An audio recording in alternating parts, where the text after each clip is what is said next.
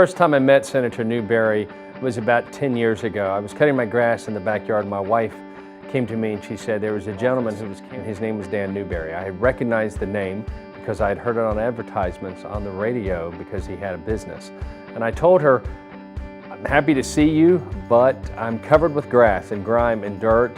And she came back and said he would love to see me. And he came back to my backyard and spent an hour with me. Talked to me about his faith. He talked to me about why he had decided to run for office. We had an immediate rapport. I've known him ever since and supported him ever since. He is a great close friend of mine. One thing that I remember the night of his watch party whenever he was elected, we got to go. We were invited, and it was a fun evening, and just getting to know the people on his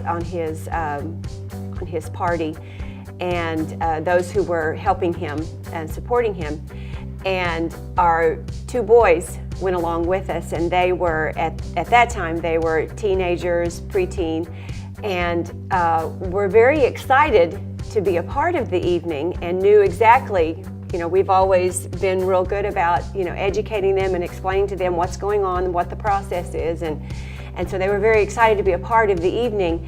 And so we got there, and the folks found out, introduced them and asked them to help do the count on the vote and listen to the radio reports as they came in. And so that just thrilled Christian and Jacob, and they just enjoyed that so much to be a part of that evening.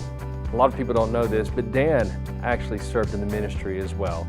Dan has a heart for people. He has a heart for people who are hurting. He has a heart for people who are in the ministry, who are on the front lines day in and day out. And oftentimes those who are in the ministry, again, they feel attacked. They feel as if they're thwarted by government. They're thwarted by other local municipalities in trying to help people. Dan knows that the best people to help folks are those who are there every day for folks, and those who serve in churches and those who serve in faith enterprises.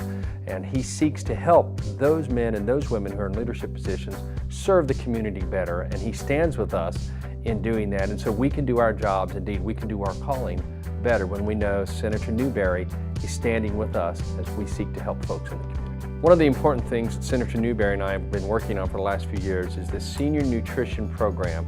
It's very important to make sure that all of our seniors, regardless of status or where they live, make sure that they get regular meals on a regular basis. I knew Dan was a man of faith. I knew he was a man of character. I knew he was a man of integrity. So when I asked him to come and speak at Crossroads Rural Baptist Church, Dan came and shared his testimony. He shared his faith. He shared his vision on how to help people, how to serve people, how to serve this great state that we live in.